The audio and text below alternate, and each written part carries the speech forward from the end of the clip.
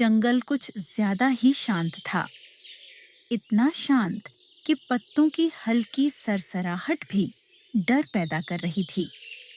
न किसी पक्षी की चहचहाहट, न बच्चों की किलकारियां। ऐसा लग रहा था जैसे पूरा जंगल सांस रोककर किसी अनहोनी का इंतजार कर रहा हो।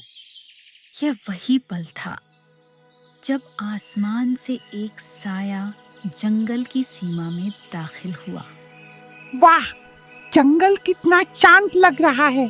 लगता है सबको मेरी आहट मिल गई है। कालू कौवा एक ऊंची डाल पर बैठा है। इस जंगल की हवा में डर की महक है, और डर वहीं होता है जहाँ शिकार छुपा होता है। पड़ोसी जंगल तो मैंने खाली कर दिया, अब बारी इस जंगल की है। आज कोई घोंसला सुरक्षित नहीं रहेगा। माँ, आज जंगल इतना चुप क्यों है? चुप रहो बेटा, जब जंगल चुप हो जाए तो समझ लो खतरा पास ही होता है। ऊपर से कालू कौवा तेज नजर से सब कुछ देख रहा होता है। जंगल की यह खामोशी किसी तूफान से पहले की शांति थी, और वह तूफान अब उड़ चुका था। ऊंचे पेड़ की एक पतली सी डाल पर घास फूस से बना एक छोटा सा घोंसला था। वहीं रहती थी टुनटुनी चिड़िया, अपनी सारी दुनिया अपने नन्हे बच्चे के साथ। माँ, देखो, मैं उड़ने की प्रैक्टिस कर रहा हूँ। धीरे बेटा, अभी तुम्हारे पंख बहुत नाजुक हैं। मेरी आंखों के सामने ही खेलो। अचानक आसमान में पंखों की भारी फड़फड़ाहट गूंजती है। खुशी के उस पल पर अंधेरे का साया पड़ गया। एक काला साया सीधे उसी डाल की ओर बढ़ता है। ये आवाज? उसी डाल पर कालू कौवा उतरता है। उसकी आंखों में भूख और क्रूरता साफ दिखती है। अरे वाह, कितना सुंदर घोंसला है। लगता है आज नाश्ता तैयार है। कालू भाई, रुक जाइए। ये बच्चा अभी उड़ना भी नहीं जानता। मेरी गोद है ये, मेरी जान है। जंगल में दया की कोई जगह नहीं। जो कमजोर है वही शिकार है। मैं आपके लिए इमली, बेर, अनाज सब ले आऊंगी। बस मेरे बच्चे को छोड़ दीजिए। मुझे उधारी का खाना पसंद नहीं, मुझे चाहिए ताजा शिकार। एक तेज झपट्टा, एक पल की चीख, और फिर सन्नाटा। उस ऊंचे पेड़ पर अब सिर्फ टूटा हुआ आशियाना था और एक माँ का बिखरा हुआ दिल। टूटा हुआ घोंसला पीछे छूट गया था, लेकिन टुनटुनी का दिल वहीं कहीं बिखर गया था। उसके पंख घायल थे, आंखें आंसुओं से भरी, फिर भी उसने उड़ान भरी। क्योंकि जब माँ हार जाती है तो दुनिया रुक जाती है, और जब माँ हिम्मत करती है तो दुनिया बच जाती है। टुनटुनी लड़खड़ाती हुई आकाश में आगे बढ़ती है। मैं अपने बच्चे को नहीं बचा पाई, लेकिन किसी और माँ का घर मैं उजड़ने नहीं दूंगी। दूर एक सुरक्षित घर में रानू चिड़िया अपने बच्चे टुन्नू के साथ बैठी होती है। माँ, आज जंगल कितना शांत है। जब जंगल ज्यादा चुप हो जाए बेटा, तो समझ लेना खतरा पास होता है। उसी पल टुनटुनी चिड़िया रानू चिड़िया के पास पहुंचती है। अरे टुनटुनी बहन, ये आपकी हालत। रानू बहन, अनर्थ हो गया। शिकारी कालू कौवा आ गया है। क्या वही कालू जिसने पड़ोसी जंगल उजाड़ दिया था? हाँ बहन, उसने मेरे फूल से बच्चे को मेरी आंखों के सामने छीन लिया। माँ, वो यहाँ भी आएगा? हाँ, वो ऊपर से हमला करता है। ऊंचाई उसका हथियार है। अपने बच्चों को छिपा लो, घोंसले छोड़ दो। आपने हमें समय रहते चेतावनी दी बहन। अब यह जंगल तैयार रहेगा। मैं जा रही हूँ और भी माँओं को बताने, जो मेरे साथ हुआ वो किसी और के साथ न हो। वो फिर से उड़ जाती है, दर्द में लेकिन उम्मीद के साथ। उस दिन टुनटुनी की उड़ान सिर्फ दर्द की नहीं थी, वो उड़ान थी पूरे जंगल को बचाने की। टुनटुनी की चेतावनी के बाद जंगल की हवा और भारी हो गई थी। डर अब सिर्फ शब्द नहीं रहा, वो हर पंख, हर डाल में महसूस हो रहा था।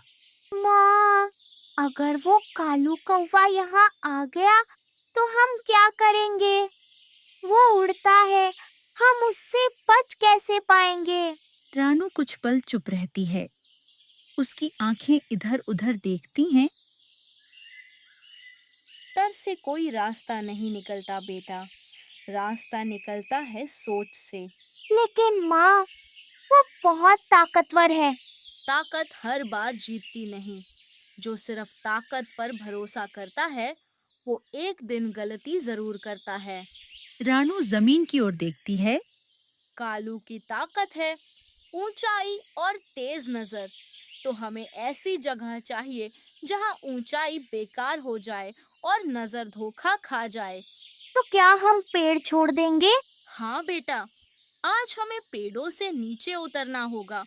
कभी-कभी बचने के लिए अपनी आदतें भी छोड़नी पड़ती हैं।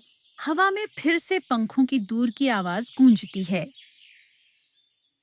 माँ, वो आ रहा है क्या?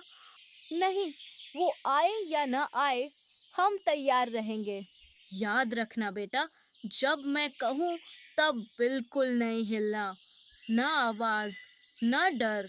मैं समझ गया माँ, मैं आपकी बात मानूंगा। उस पल रानू ने तय कर लिया था, यह लड़ाई पंखों से नहीं, दिमाग से लड़ी जाएगी। सूरज की पहली किरण के साथ रानू चिड़िया और उसका बच्चा पेड़ों की ऊंचाई छोड़कर जमीन की ओर बढ़ चले। घास पर ओस चमक रही थी। खेतों के पार एक पुराना आम का पेड़ खड़ा था। उसकी डालियां झुकी हुई, पत्ते घने और हवा में फैली तेज खुशबू। माँ, यहाँ तो बड़ी अजीब सी गंध है। यही तो इसकी ताकत है बेटा। जो जगह हमें अजीब लगे, वही शिकारी को भटका देती है। देखो बेटा, आम की पत्तियां घनी हैं और इसकी खटास हवा में दूर तक जाती है। इस खुशबू में हमारी गंध खो जाएगी। तो कालू हमें सूंघ नहीं पाएगा? हाँ बेटा, और ऊपर से देखेगा तो इसे सिर्फ पत्तों का ढेर समझेगा। दोनों ने मिलकर आम की झुकी डालियों के बीच एक छोटी सी जगह बनाई। सूखी पत्तियां ऊपर से इस तरह जमाई कि वो एक हरा भूरा घर बन जाए। ये कोई महल नहीं था, लेकिन उम्मीद से बना था। माँ, यहाँ तो हम दिख ही नहीं रहे। याद रखना बेटा, ये घर पंखों से नहीं, समझ से बना है। जब तक मैं न कहूँ, हिलना भी मत। हवा चलती है, आम की खुशबू और तेज हो जाती है। उस दिन एक साधारण सा आम का पेड़ एक माँ और बच्चे के लिए सबसे सुरक्षित किला बन गया। रात उतर चुकी थी, चांद बादलों के पीछे छिप रहा था और जंगल पर गहरा साया फैल गया था। ऊपर आसमान में पंखों की भारी फड़फड़ाहट गूंजी। डर मुझे रास्ता दिखाता है और आज डर इसी जंगल में बसता है। वो एक ऊंची डाल पर बैठा है, नीचे पूरा जंगल उसकी नजरों के सामने फैला होता है। कालू की आंखें तेज थीं, लेकिन उसका घमंड उससे भी तेज। वो झुककर नीचे देखता है, टूटे घोंसले, खाली डालियां। सब भाग गए? नहीं, शिकार इतनी आसानी से नहीं भागता। वो नीचे उड़कर आम के पेड़ के पास आता है। तेज खट्टी खुशबू हवा में तैर रही होती है। ये कैसी गंध है? मेरी आंखों में जलन क्यों हो रही है? वो डाल पर बैठकर इधर-उधर देखता है। पत्तों के नीचे रानू और उसका बेटा सांस तक रोक लेते हैं। माँ, वो यही है। शांत रहो बेटा, डर की आवाज सबसे पहले सुनाई देती है। यहाँ तो सिर्फ खटास है, ना डर की गंध, न शिकार की। आम का घर और घनी पत्तियां कवच बन चुकी थीं।